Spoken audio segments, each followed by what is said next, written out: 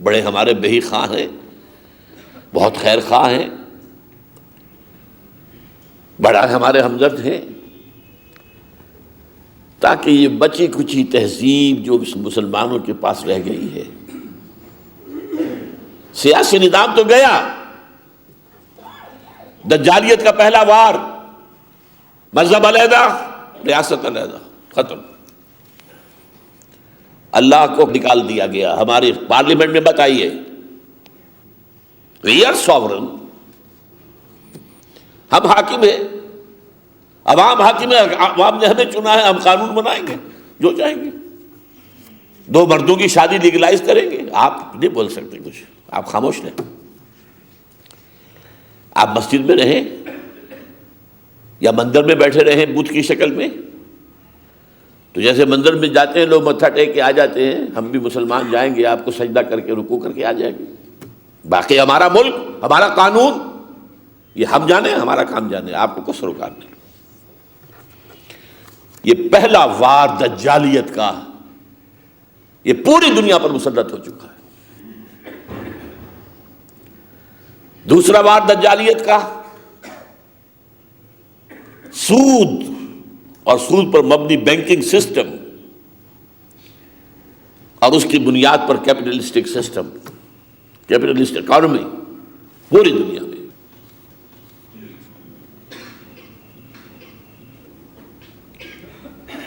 اب رہ گیا تھا کیا؟ کچھ چادر اور چار دیواری کی کچھ اقدار تھیں ہماری، کچھ شرم و حیا،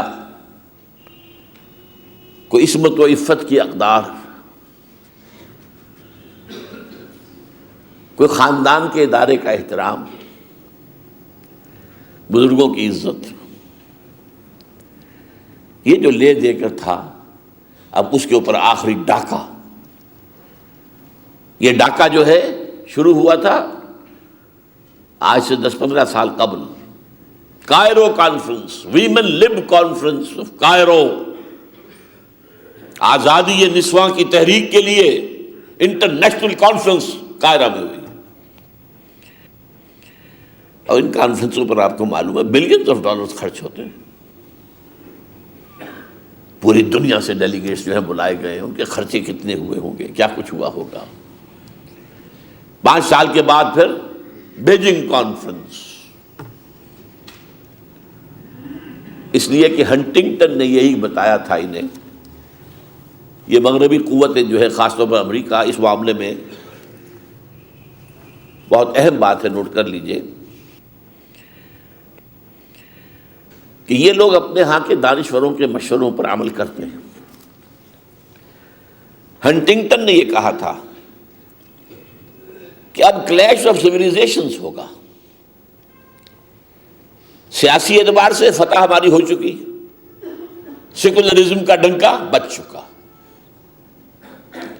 معاشی اعتبار سے فتح ہماری ہو چکی، سود پر مبنی سرمایہ دارانہ نظام پوری دنیا میں آ چکا، اب تہذیبوں کا ٹکراؤ ہوگا، کلیش آف سیویلائزیشنز۔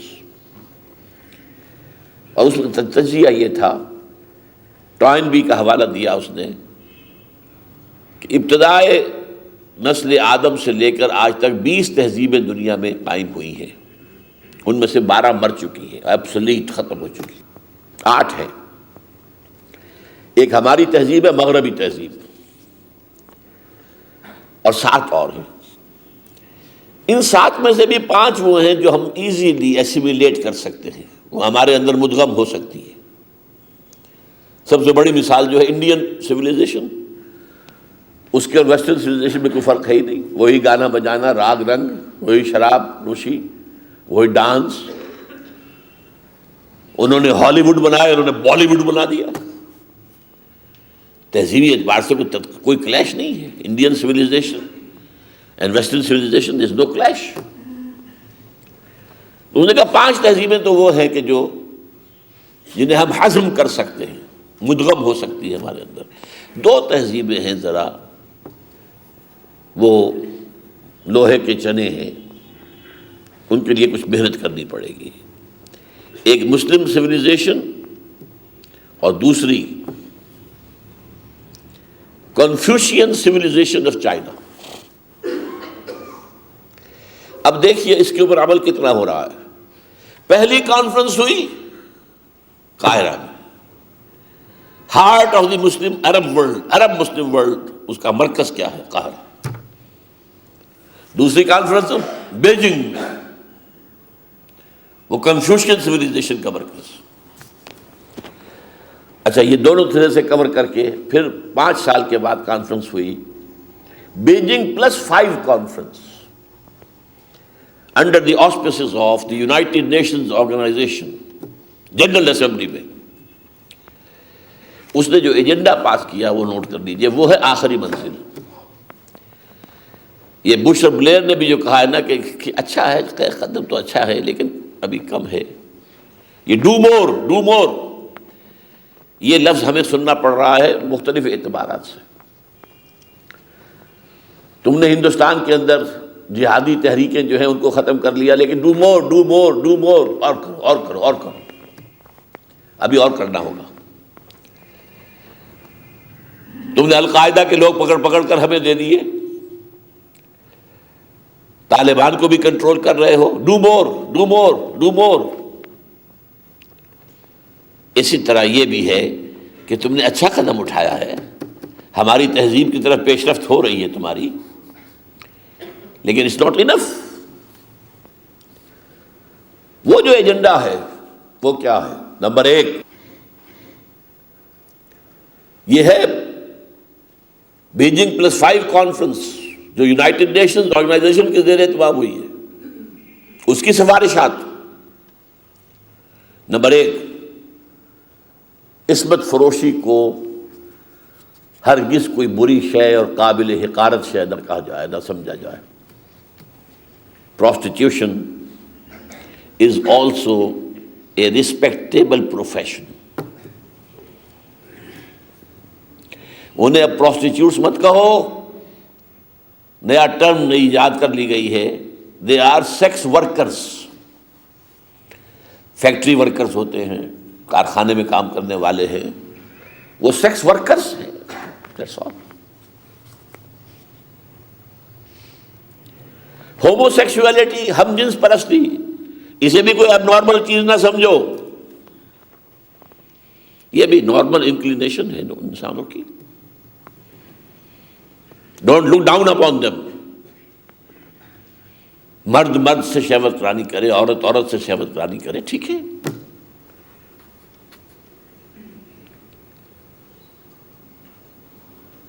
عورت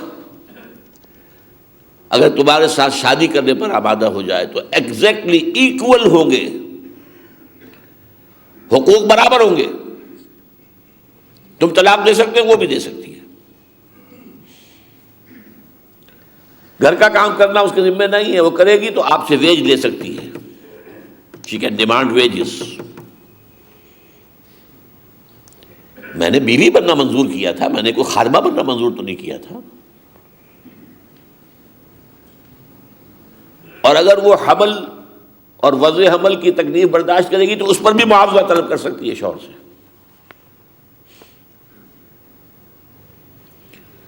طلاق اگر مرد دے سکتا ہے، بیوی بھی دے سکتی ہے. یہ ساری چیزیں اور اس سے بھی آگے بڑھ کر، یہ تو ہمارے اس بل میں بھی آ گئی ہے، اگر کسی وقت بیوی کی طبیعت آمادہ نہ ہو ہم بستری پر اور شوہر مجبور کرے تو یہ بھی زنا بالجبر شمار ہوگا. میریٹل ریپ، شادی کے بندھن میں ریپ، یہ ہے جہاں جانا چاہتے ہیں. ابھی پہلا قدم ہے، اس کے لیے راستے کھول دیے گئے ہیں. یہ ہضم ہو جائے گا تو اس سے بڑی کوئی ڈوز آ جائے گی. لیکن یہ ہے ایک پورا انٹرنیشنل پروگرام ہے، یہ کوئی گھر کی بات نہیں ہے. ایک صدر مشرف صاحب کا کوئی معاملہ نہیں ہے کہ ان کے ہی دماغ میں کوئی خلل پیدا ہو گیا ہو. یہ عالمی تحریک ہے. ویمن لب.